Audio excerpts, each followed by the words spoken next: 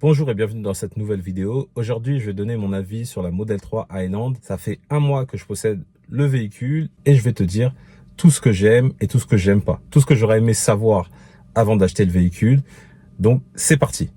Je me suis mis quelques notes, donc juste ici, comme ça, je vais rien oublier et la vidéo sera la plus complète possible. Alors, en numéro 1, ce que j'aime pas, mais je pense que ça, tu as dû l'entendre vraiment partout, c'est le clignotant. Le clignotant, maintenant, il n'y a plus de commodo. Le clignotant se trouve donc sur le volant et je t'avoue que ça, c'est assez contraignant parce que quand tu tournes ton volant sur la gauche, par exemple, quand tu es dans un rond-point et que tu veux aller à gauche, donc c'est assez compliqué parce que ton volant, il se retrouve inversé de savoir où appuyer. Donc des fois, c'est assez dangereux parce que je regarde, donc je lâche la vue de la route pour regarder donc mon volant et ça, c'est assez embêtant. Ensuite, bon, ça va à peu près dans les mêmes choses, mais il n'y a plus de commodo. Donc en fait, tout se passe sur l'interface. Au départ, sincèrement, c'est assez déroutant. Donc je l'ai mis dans les j'aime pas, mais je m'y suis fait. Sauf pour les clignotants, tu l'as bien compris. Mais pour le reste, pour tout ce qui est phare, pour tout ce qui est essuie-glace, le fait que ce soit sur le volant, ça le fait très bien. Ensuite, ce que j'aime pas, c'est qu'il n'y a pas d'écran en face du volant. Donc, ce qui fait que tu es souvent en train de regarder ton écran, l'écran qui est très gros. Donc, d'un côté, c'est bien, hein, mais il est très gros. Ça aussi, c'est une autre chose que j'aime pas, mais il y a énormément d'informations. Donc, au départ, en fait, quand je conduisais, j'avais tendance à souvent regarder, en fait, donc mon écran parce que je voyais tellement d'informations. En fait, il y a les voitures qui défilent. À droite, il y a la navigation. Voilà, il y a énormément d'informations. Et même pour regarder ta vitesse, les panneaux, tu dois regarder donc sur l'écran.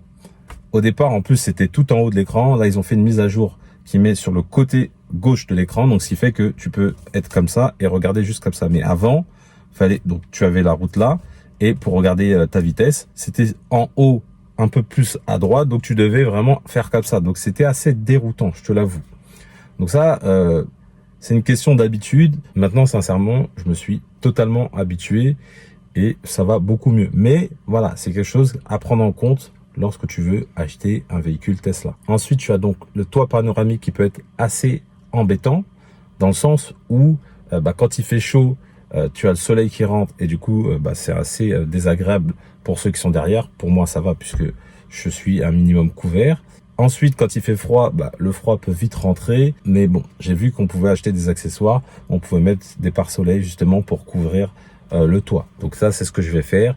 Donc c'est quelque chose que j'aime pas, mais du coup je dois rajouter des accessoires malheureusement pour pouvoir combler ce défaut. Bon, tu vas finir par croire que j'aime pas du tout la voiture, mais je te rassure, j'adore cette voiture et je vais te dire juste après pourquoi j'adore cette voiture. Mais par contre, ce qu'il n'y a pas et qui me manque beaucoup, c'est CarPlay. Moi, j'étais un habitué de CarPlay, j'avais CarPlay depuis 3 ans et demi. C'était vraiment top parce que tu pouvais répondre aux SMS, à WhatsApp. Bon, là, tu peux toujours répondre aux SMS. WhatsApp, je crois que c'est pas possible pour l'instant. Et surtout, t'as pas Waze. Donc ça, c'est super galère.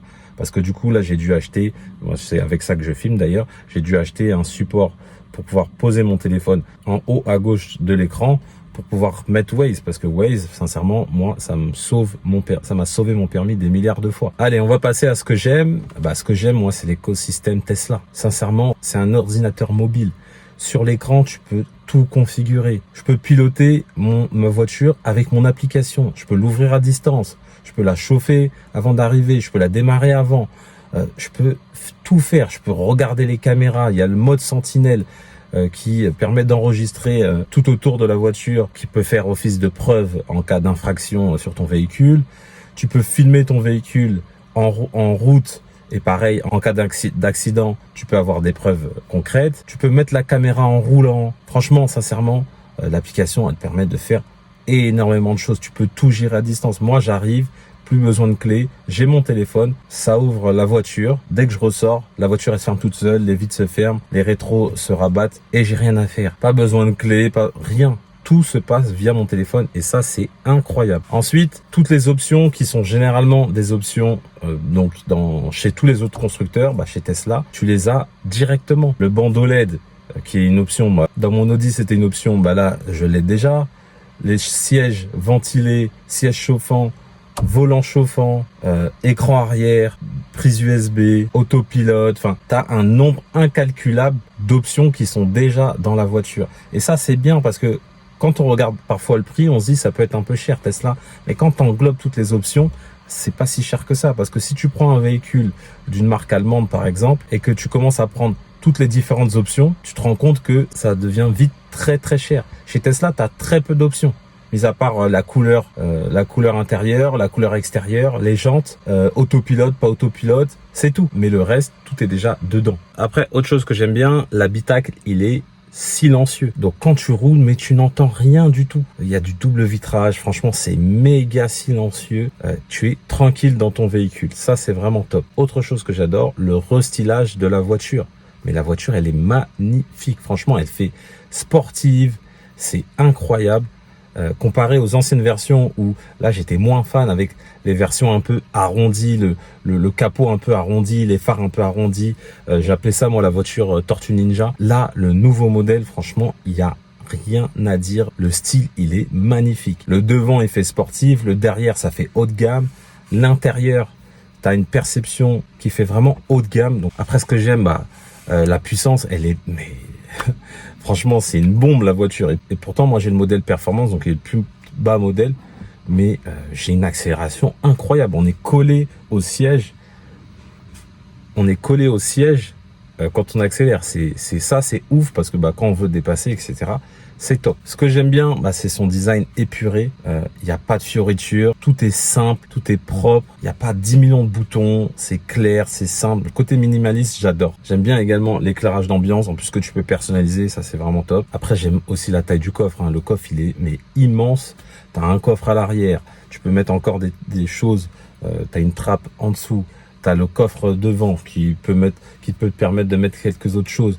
Franchement, il y a du rangement. En veux-tu, en voilà. Je te remercie d'avoir suivi cette vidéo. Si tu as aimé la vidéo, mets-moi un petit pouce bleu, ça fait toujours plaisir. Si tu as des questions sur le véhicule, n'hésite pas, il y a les commentaires qui sont là pour ça. Je réponds à tous les commentaires sans exception. Avant de partir également, n'oublie pas de t'abonner à la chaîne YouTube. Je vais publier une vidéo toutes les semaines où je vais te parler de l'écosystème Tesla et de mon véhicule. Donc je vais te partager mon retour d'expérience sur cette voiture. Donc si ça t'intéresse, abonne-toi. Et je te dis à bientôt dans une prochaine vidéo.